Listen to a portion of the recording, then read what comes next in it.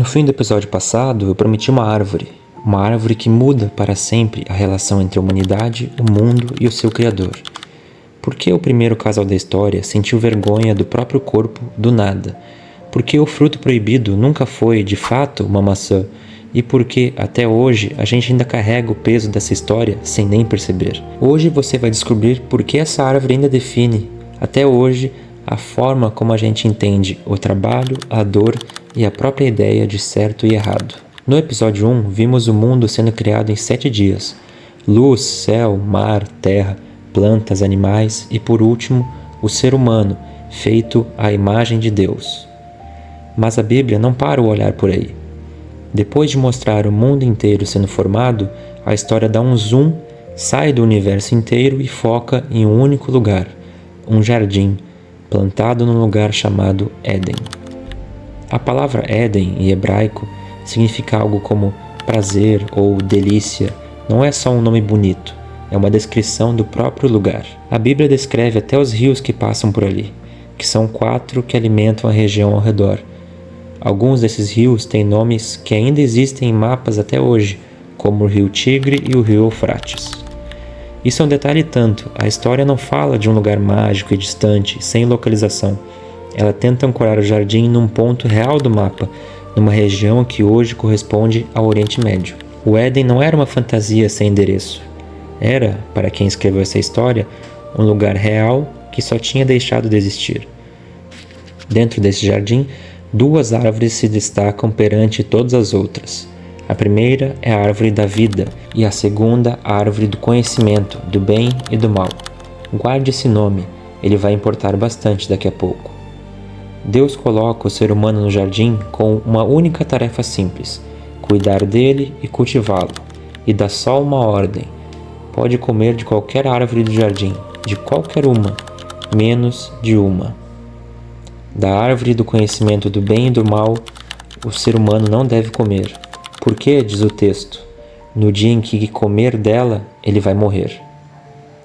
É a primeira regra da Bíblia inteira, e é também a primeira vez que aparece uma palavra que vai se repetir por toda a história depois: escolha.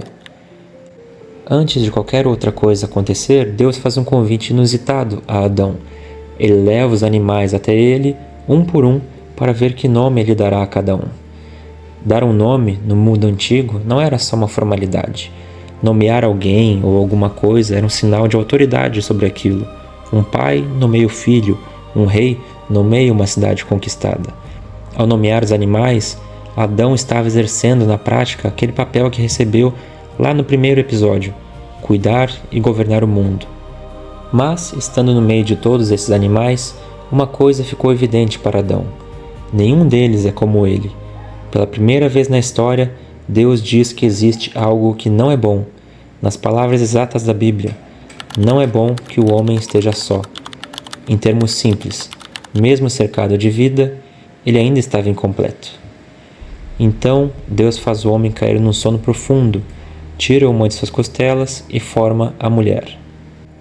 Quando Adão acorda e a vê, diz uma frase que ainda hoje é citada em casamentos ao redor do mundo: esta é agora osso dos meus ossos e carne da minha carne.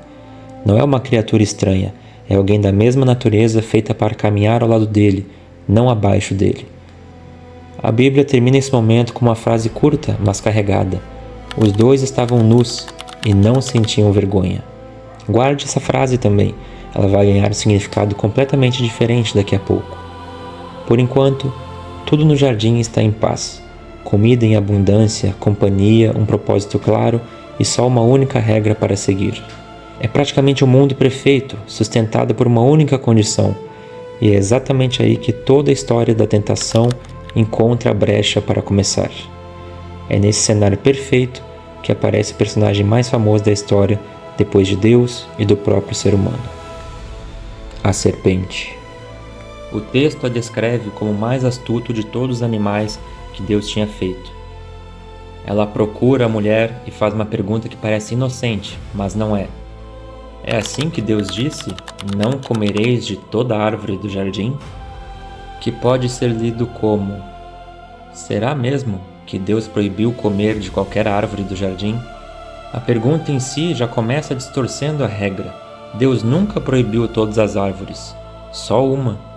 A mulher corrige a serpente, repete a ordem original e ainda acrescenta um detalhe que Deus nunca tinha dito, que nem tocar na árvore eles poderiam. Esse pequeno exagero vai ser importante daqui a pouco, porque é assim que a serpente encontra a brecha. Ela responde que eles não vão morrer, que, na verdade, Deus sabe que no dia em que comerem, os olhos deles vão se abrir e eles serão como Deus, conhecendo o bem e o mal. A serpente não está mentindo completamente, mas também não está dizendo toda a verdade. Ela está fazendo algo pior ainda, está reformulando a história para parecer que Deus está escondendo algo bom de Adão e Eva. Eva olha para a árvore, e o texto descreve o que ela vê com uma precisão interessante. A árvore era boa para se comer, agradável aos olhos e desejável para dar sabedoria. 3 razões. Nenhuma delas fala em desobedecer só por desobedecer. Ela come do fruto. Dá também a Adão, que está com ela, e ele come. Uma escolha, alguns segundos, e nada depois disso seria igual outra vez. Aqui vale uma curiosidade rápida. O texto da Bíblia em nenhum momento diz que o fruto era uma maçã. Essa imagem vem de traduções e obras de arte muito posteriores, principalmente da Europa medieval. O texto original só fala em fruto. A maçã é tradição artística, não descrição bíblica. No instante em que comem, algo muda. Os olhos dos dois se abrem, como a serpente disse. Mas o que eles descobrem não é grandioso, é desconfortável. Eles percebem que estão nus e pela primeira vez sentem vergonha. Lembra daquela frase de antes? Os dois estavam nus e não sentiam vergonha? Agora, a mesma nudez que antes era uma naturalidade vira motivo de se esconder, de sentir vergonha. Eles costuram folhas de figueira e fazem roupas improvisadas.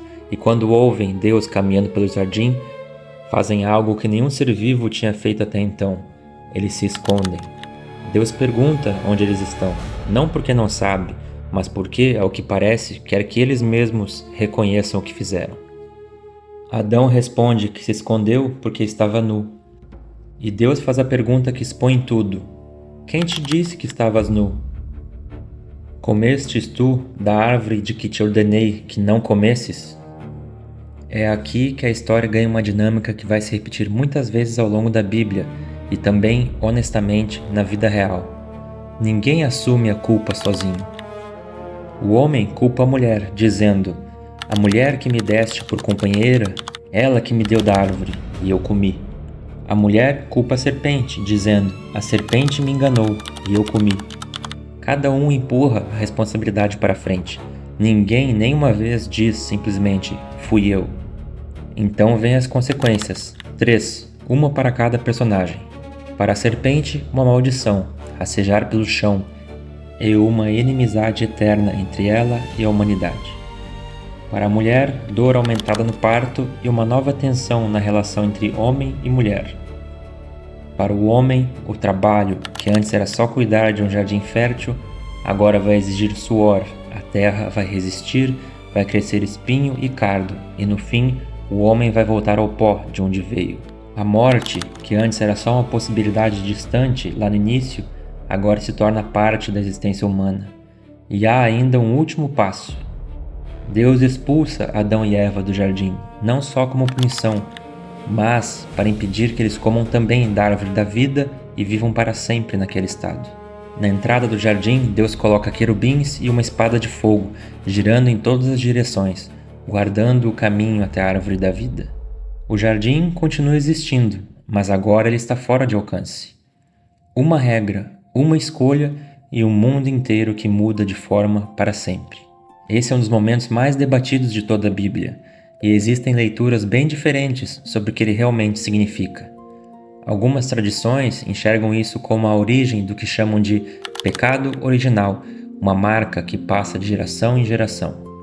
Outras leituras, inclusive dentro do próprio judaísmo, entendem essa história mais como uma passagem de amadurecimento, o momento em que a humanidade deixa a inocência da infância e passa a carregar a consciência sobre suas próprias escolhas, com todo o peso que isso traz. O que praticamente todas as tradições concordam é que essa história explica alguma coisa sobre a experiência humana que todo mundo reconhece. Por que o trabalho é difícil? Por que a dor faz parte da vida?